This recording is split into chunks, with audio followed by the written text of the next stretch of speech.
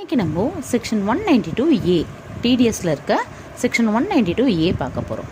192A எதை பற்றி சொல்ல வருது? நேச்சர் ஆஃப் பேமெண்ட் என்ன? அக்யூமுலேட்டட் பேலன்ஸ் ஆஃப் பிஎஃப், இந்த ப்ராவிடென்ட் ஃபண்டில் இருக்க அக்யூமுலேட்டட் பேலன்ஸ்க்கு என்ன டிடிஎஸ் ரேட் சார்ஜ் பண்ணணும். பேயர் எனி பர்சனாக இருக்கலாம், பேயி எம்ப்ளாயியாக இருக்கணும். எம்ப்ளாயி வெதர் ரெசிடெண்ட்டாக இருந்தாலும் ஓகே, நான் ரெசிடெண்ட்டாக இருந்தாலும் ஓகே. அப்புறம் ரேட் ஆஃப் டேக்ஸு 10%. இங்கே 2 இம்பார்ட்டன்ட் பாயிண்ட் நம்ம நோட் பண்ணணும்.